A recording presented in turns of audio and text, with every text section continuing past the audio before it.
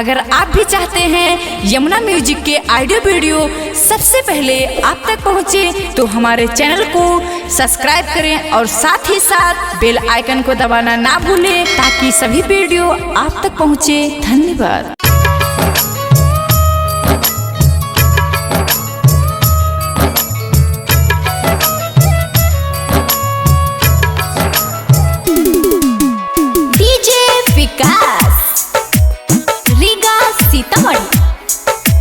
माँ Vaishno recording studio Delhi. याद आए तेरी जब जब कितना रुलाए,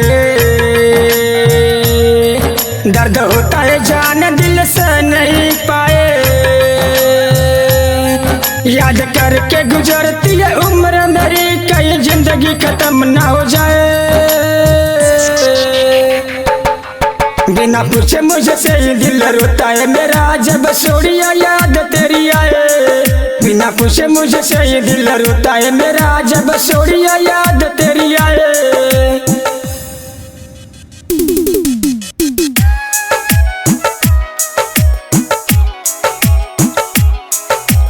माँ वैष्णो रिकॉर्डिंग स्टूडियो दिल्ली।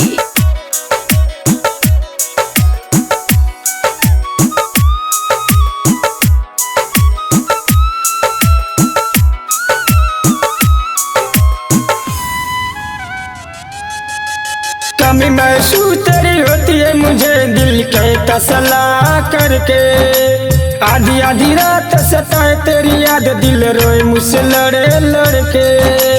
किसी के भी ऊपर नहीं मन ठहरे, दिल पे है तेरे परे। यादों में तेरी खो जाता हूँ सनम, बस आंखों से आंसू बहते। तेरे बिना जी न सकूंगा सनम, दिल मुझे मेरा यही समझाए। बिना पूछे मुझे से ये दिल रोता है मेरा, जब सोड़िया याद तेरी आए। बिना पूछे मुझे से ये दिल रोता है मेरा, जब सोड़िया याद तेरी आए।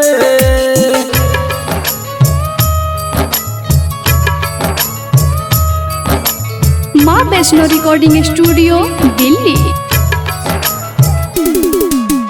डीजे विकास रीगा सीतामढ़ी।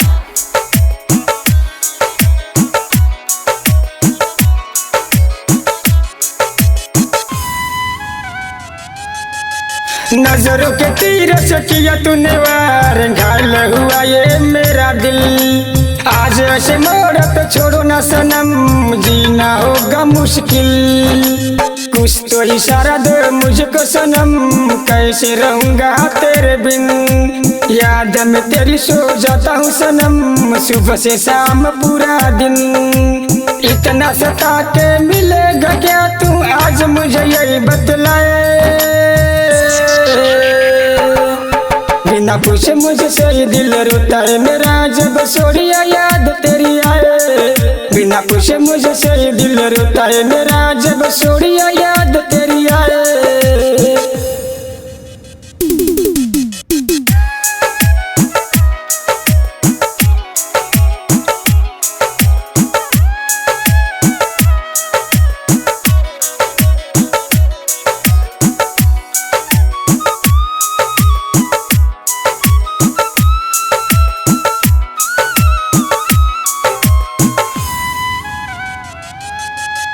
हर पल कर महसूस तुझे, जब जब आवे मेरी सांस में।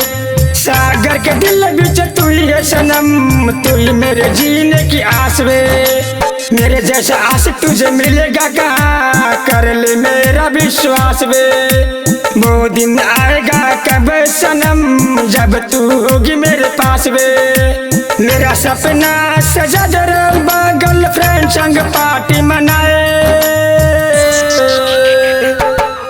बिना पूछे मुझे से ही दिल रोता है मेरा, जब सोड़िया याद तेरी आए। बिना पूछे मुझे से ही दिल रोता है मेरा, जब सोड़िया याद तेरी आए।